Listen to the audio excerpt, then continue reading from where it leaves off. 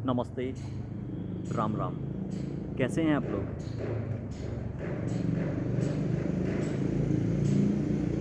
हाँ, आज मैं आप लोगों के लिए एक बहुत अच्छी जानकारी लेकर आया हूँ जिससे हम अपने आप को ठीक कर सकते हैं, स्वस्थ रख सकते हैं। प्रकृति पंच तत्वों से मिलकर बनी है। सेम ऐसे ही हमारा शरीर भी पंच तत्वों से मिलकर बना है।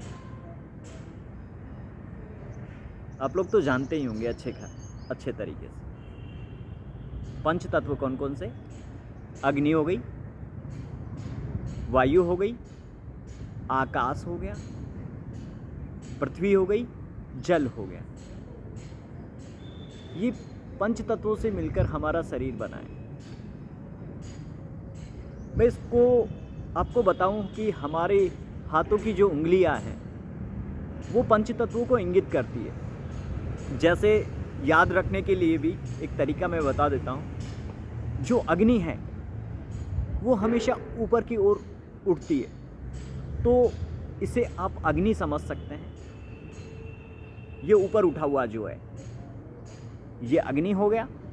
और अग्नि को क्या चाहिए जिसके कारण वो जल पाती है? वायु। तो ये वायु हो गई उसके पास में। अब वायु कहाँ रहती है? नीचे तो नहीं रहेगी, तो वायु रहती है आकाश में। ये आकाश हो गया। वायु रहती है आकाश में, ये आकाश हो गया। और आकाश के नीचे क्या है? जमीन, पृथ्वी। तो ये पृथ्वी हो गई। और पृथ्वी के नीचे क्या रहता है? पानी, कुआं या बोरवेल अपन जो करते हैं। तो इस तरीके से आप याद रख सकते हैं। ये अग्नि हो गया, ये वायु हो गई, ये आकाश हो गया ऊपर, ये और आकाश के नीचे पृथ्वी, और ये जल। जैसे एक मकान बनाने के लिए हमें क्या क्या चाहिए होता है? ईंट चाहिए, सीमेंट चाहिए, पानी चाहिए, रेता चाहिए। तो जैसे ये सारी चीज़ों का कॉम्बिनेशन जरूरी है। कोई भी चीज़ कम या ज़्यादा आप डाल देते हैं तो मकान ज़्यादा नहीं टिक पाता, और सही मात्रा में डालने पर मकान काफ़ी लंबे समय तक टिका रहता है, बना रहता है। उसी प्रकार ये पंच तत्व हमारे अंदर ठीक प्रकार से बने रहने के लिए हमें इनको बैलेंस रखने आना चाहिए। हम बैलेंस रखने के लिए हमें क्या करना है? किसी को कम या ज़्यादा कैसे करना है इनको? आकाश तत्व को या जल तत्व को या वायु तत्व को कम, ज़्यादा या न्यूट्रल किस तरीके से करना होता है? ये अग्नि हो गया, ये वायु हो गई। यदि वायु को न्यूट्रल करना है इस तरीके से, और वायु को ये जो 3 स्टेप है, ये फर्स्ट स्टेप, सेकंड वाला पार्ट और ये थर्ड वाला पार्ट। ये जो फर्स्ट जो पार्ट है, हर सभी अंगूठे या उंगली या हर चीज़ में आप 3 स्टेप देखेंगे। पहली ऊपर वाला, दूसरा मिडल वाला, तीसरा नीचे वाला। ये 3 स्टेप है हर में। तो ये जो ऊपर वाला हिस्सा है ये बढ़ाएगा, ये बीच वाला मिडिल वाला हिस्सा, ऊपर वाला हिस्सा न्यूट्रल करेगा। बड़ी हुई है तो उसको न्यूट्रल कर देगा, कम है न्यूट्रल कर देगा।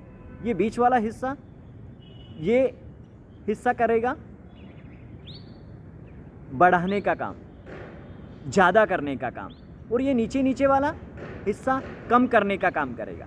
ये जो नीचे वाला हिस्सा है कम करने का काम करेगा। तो जब भी आपको न्यूट्रल करना है तो इस तरीके से फिंगर को मिलाएं। वायु आकाश को न्यूट्रल करना है, यहाँ से टच करें।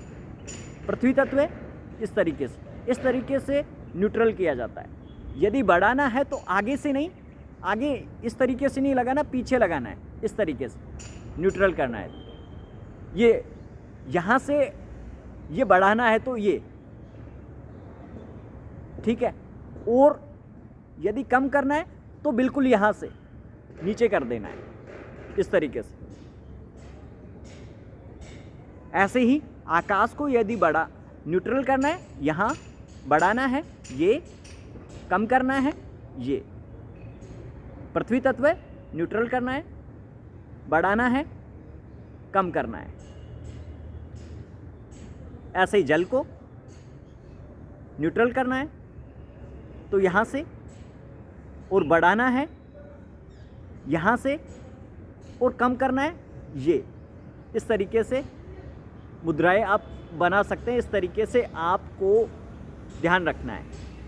अब ये कब और कैसे करना है आपको, मान लो आपके शरीर में अग्नि बढ़ रही है, गर्मी लग रही है, हीटिंग हो रही है, तो आपको ये करना है,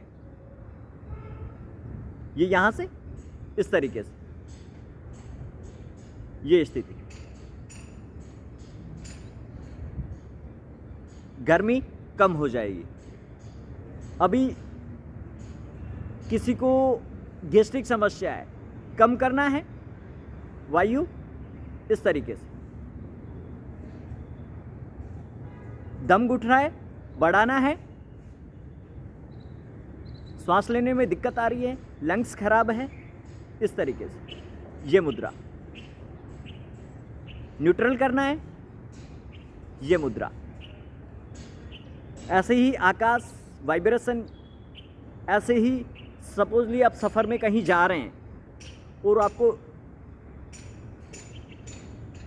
कहीं रोकने की या जगह नहीं मिल पा रही, तो उसको कम करना है, तो आपको कम करना है तो ये करना है।